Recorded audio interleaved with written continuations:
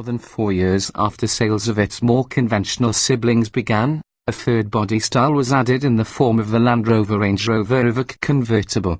This isn't simply the existing three-door Range Rover Evoque coupe with its roof lopped off. Significant re-engineering has been undertaken to ensure both the integrity of its open-top design, as well as to preserve its off-roading capability. As a premium convertible SUV, it has no direct rivals, yet. Land Rover expects around 20% of sales will be existing Evoque owners wanting a replacement model that offers something different, and cites the Audi A5 Cabriolet, BMW 4 Series convertible and Mercedes-Benz Class Cabriolet as its primary rivals. Extensive convertible bodywork re-engineering, to bolster its rigidity for on- and off-road driving. The Range Rover Evoque convertible's underpinnings have been significantly strengthened, which in turn adds almost 280 kilograms to its heft compared with the coupe version. In addition to supplementary bracing in the floor and windscreen surround, the soft-top Evoque's stronger doors are unique, too. Plus, there's a rollover protection device RPD which deploys 2 aluminium hoops behind the rear passenger's heads within 90 milliseconds if sensors detect the Range Rover's about to turn upside down. Featuring the largest fabric roof yet produced, the Range Rover Evoque convertible's top can be electrically lowered in 18 seconds and raised in 21, all at speeds of up to 30 miles per hour. Practicality suffers with the Evoque's transition into the realms of convertibledom. It's a strict 4-seater and at 251 litres that boots some 169 litres short of the coupe's. Its two-hinged boot lid makes access awkward, but there is an optional ski hatch for longer loads. High-power petrol and diesel engines, sitting at the top of the range. The Land Rover Range Rover Evoque convertible is only available with a restricted choice of the 180 horsepower 2.0 TD4 Ingenium diesel unit or the 2.0-litre C4 petrol engine in 240 horsepower and 290 horsepower outputs. Both are paired to the familiar 9-speed automatic gearbox driving all 4 wheels. Off-road excursions prove that the convertible is a bona fide Land Rover over rougher terrain and is no less capable than other Evoques despite its lack of roof. That additional weight means both performance and efficiency suffer compared with the hard-top Evoques. However, the TD4's 062 mph sprint is 1.3 seconds slower in the convertible than in the coupe, while CO2 emissions are also inferior to the hardtops, jumping from 129 GkM to 149 GkM.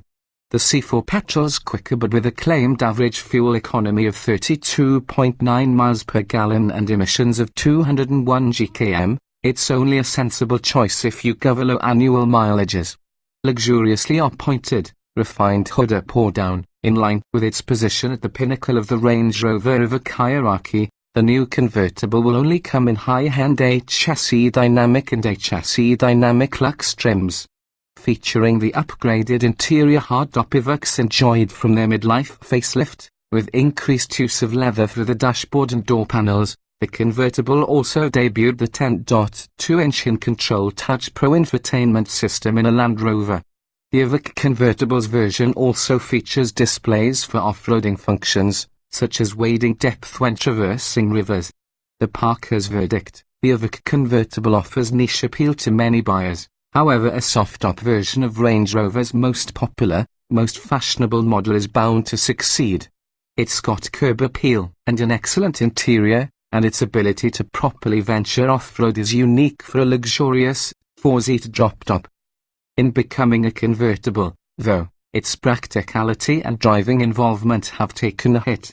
Sitting at the pinnacle of the lineup, the Range Rover Evoque convertible comes with a more limited engine lineup compared with the hardtop, a high-power diesel, which is expected to account for the bulk of UK sales, and a petrol alternative, best suited to those who cover fewer miles each year, available in 2 power outputs.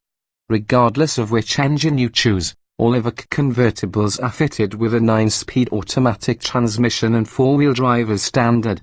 1 diesel engine. Land Rover fitted its 2.0-litre Ingenium diesel engine into the Range Rover Evoque shortly before the convertible's arrival, so it's a natural fit for this derivative. Available with 180 horsepower and TD4 form, this unit musters 430 Nm of torque from a usefully low 1,750 revolutions per minute. It's a refined power plant, not being especially audible even with the roof down, and its smoothness complements the slick shifting automatic gearbox superbly. Unfortunately, it's not all good news because it's hauling around 277 kilograms more weight thanks to the convertible's extra strengthening to preserve its stiffness. Both performance and efficiency are dulled compared with the Coupe edition. Land Rover quotes a top speed of 121 miles per hour, but at 10.3 seconds the convertible's 062 miles per hour sprint time is some 1.3 seconds shy of the Coupe's. It's a similar story with efficiency. For the TD4 convertible, Land Rover claims 49.6 miles per gallon and CO2 emissions of 149 gkm. The same engine in the Coupe is quoted at 57.6 miles per gallon and 129 gkm of CO2. Two petrol options. The petrol-fueled alternative engine is badged C4 and comes in two power outputs.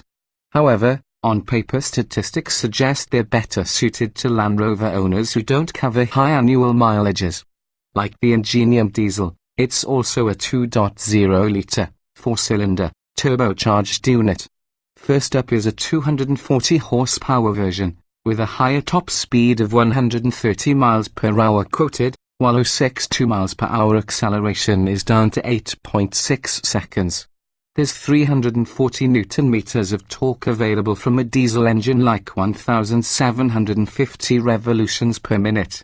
Running costs are its downfall, though.